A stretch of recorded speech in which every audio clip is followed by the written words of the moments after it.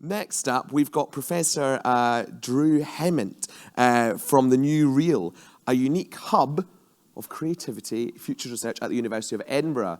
Now, Drew is an artist, a designer and researcher, and also the founder and director of the New Reel. And the Scottish AI Alliance has partnered with Drew and his team for an open artist commission.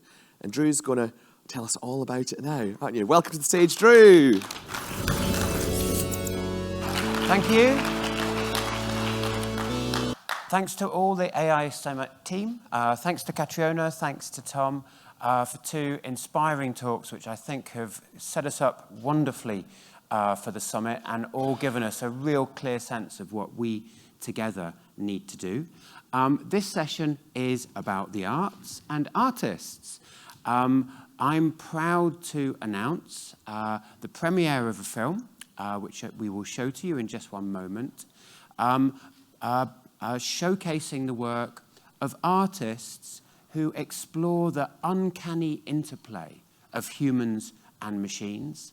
As Tom said, these projects really do two things. They look at how artists can push creative boundaries using AI, but they also look at how AI can be enriched by the arts or challenged by the arts. How can we steer towards new, more inclusive, more ethical paradigms by working with artists? So we are together have run an open call, and 5 inspirational artists have been awarded development awards, and each of those artists has produced a film. The film we're going to see now profiles all 5.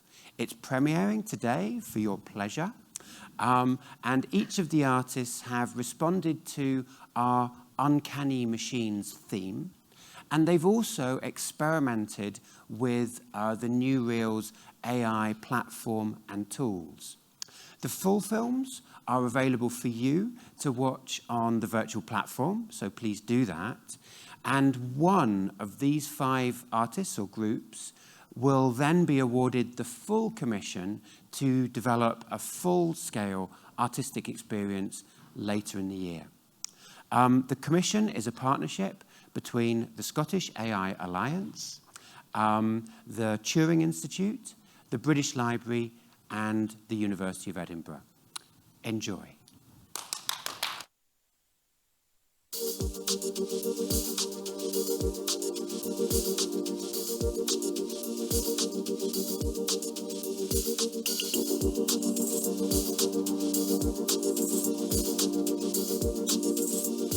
In this film, inspirational artists, awarded our 5 development awards, envision new horizons for human-machine creativity, help us navigate the profound challenges of our times, and explore their own creative agency when developing or using AI.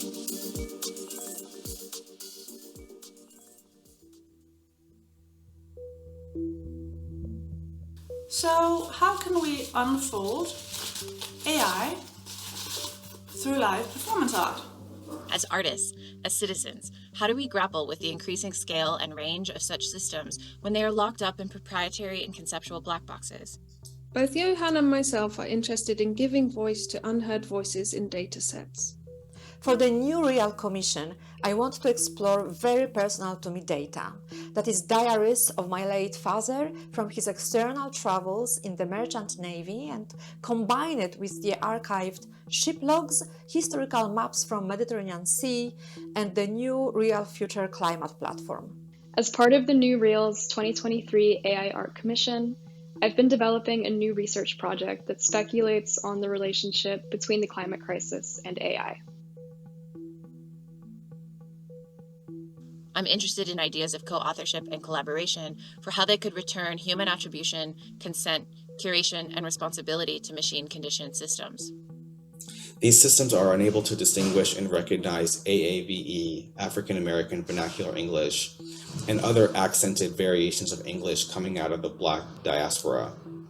If the human brain is all folded in on itself, is this folded complexity somehow related to intelligence? We know that a deep learning network can contain many more dimensions than we can understand. Maybe folding can help us to understand some of this complexity.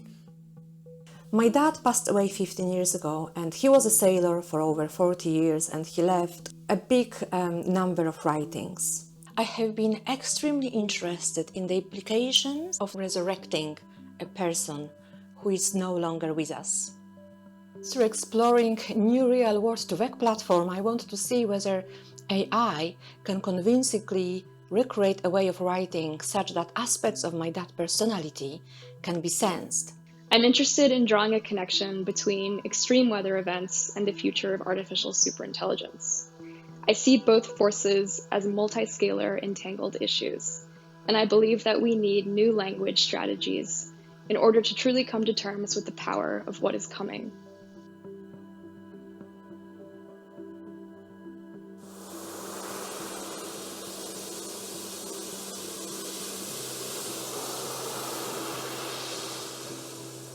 Through my practice, I have always sought ways to create space for people to emotionally and deeply connect with oceans.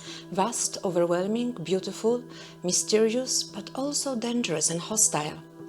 The way I see is that fragments of my dad personalities and a way of writing lies in a latent space. I don't want to recreate his diaries word for word, but I want to understand interconnections between specific words, phrases, sentences and meanings, trying to find what was truly important to him in time of when he wrote. In addition, I can also explore the new real future climate model with predictions for the future in geolocations of my choice. For example, I can look at the geolocations of my father's travels. I want to see whether through his resurrected somewhat voice, I can create a compelling and emotional narrative, engaging audiences on a very intimate and equally emotional journey through the future of conditions of high seas. Using my research, I created a new video work of a speculative hurricane season report from 2097. The skies are filled with funnel clouds, as if they were symbols of some unknown language. The video begins with a fearsome weather report that is based on language data from early hurricane reporting. It then flows into a looser, more poetic future weather report that's based on current, more climate crisis-aware hurricane season news coverage. The video I made is narrated by a future ASI-powered meteorologist. It gives us a startling preview of the hurricane season of 2097. This date was particularly significant for me, as it is the last year that the Copernicus climate projection model, accessible through the New Reals platform, can predict future weather conditions. In the surrealist art movement, automatic writing and automatic drawing are important techniques. Working with the New Reals AI platform is actually a really interesting and contemporary way of trying to achieve this. The AI creates these parallel thought tracks that you wouldn't think about yourself. This is a screenshot of an experiment where the AI has been trained on the Surrealist Manifesto and a dataset from the British Library.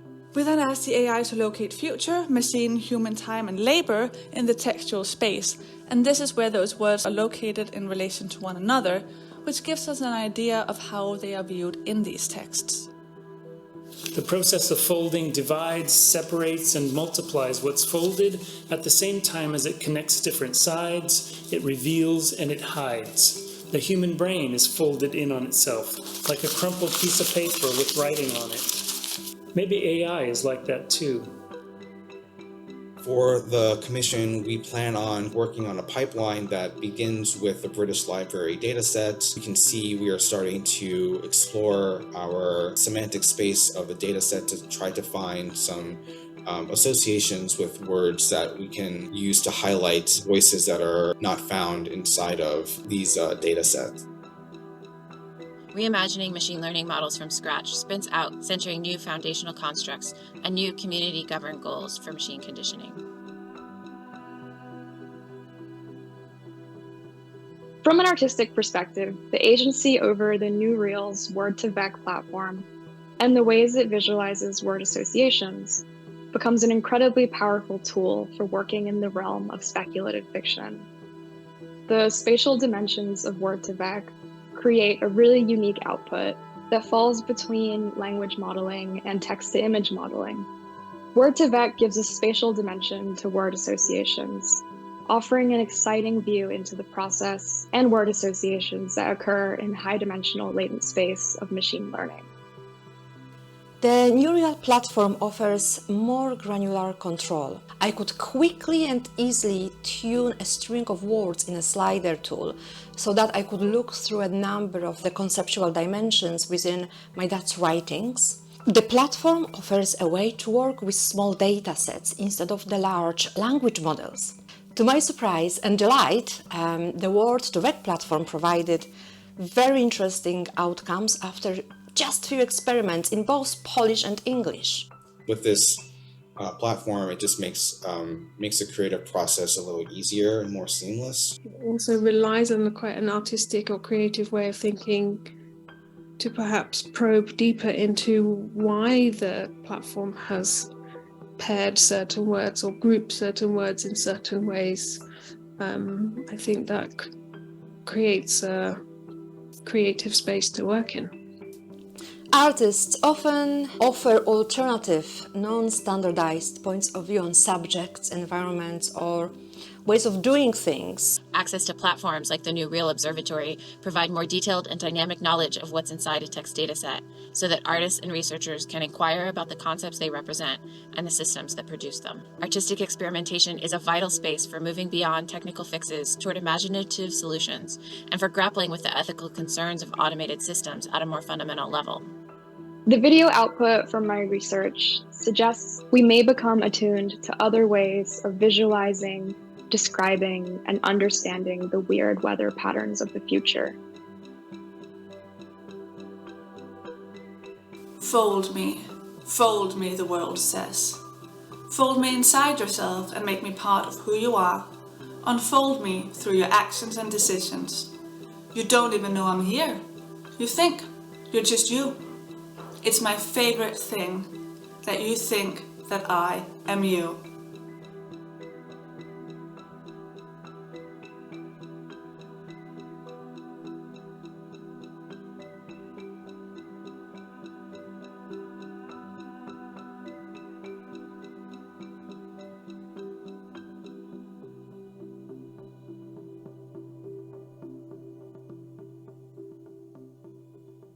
Hey, thanks so much.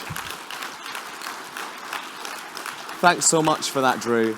And please do go to the New Real virtual exhibit, which is online on the online platform, so you can view the full talks from the artists that Drew's mentioned that were featured there.